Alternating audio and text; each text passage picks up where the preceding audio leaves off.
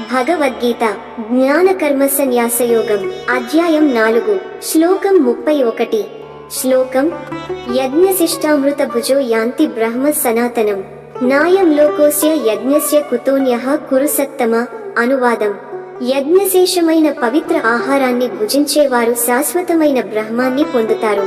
యజ్ఞం చేయని వారికి ఈ లోకంలో సుఖం లేదు. మరి పరలోకాన్ని ఎలా పొందగలరు? వివరణ: యజ్ఞం కేవలం అగ్నికి ఆహుతి ఇవ్వడం కాదు, అది పవిత్రతతో చేసిన కర్తవ్య కార్యం. యజ్ఞ ఫలితాన్ని స్వీకరించేవారు మాత్రమే ఆధ్యాత్మిక పరమార్థాన్ని పొందుతారు.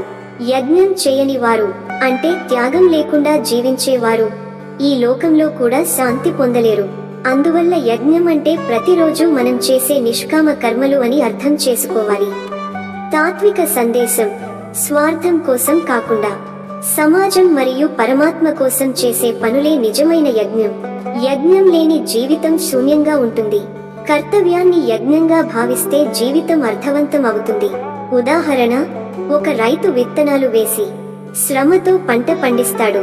అతను పంటను తనకే కాకుండా సమాజానికి అర్పిస్తాడు. ఇది యజ్ఞ స్ఫూర్తి. అలాగే ఒక తల్లి తన పిల్లల కోసం నిద్ర, సుఖాలను త్యజించి పనిచేస్తుంది. ఇది కూడా యజ్ఞమే. ఎండ్ నోట్: ప్రతి కర్తవ్యాన్ని యజ్ఞంగా చేస్తే జీవితం పవిత్రమవుతుంది. యజ్ఞమే మనిషి బ్రహ్మాన్ని చేరే మార్గం. ఓం శాంతి శాంతి శాంతి. లైక్ చేయండి.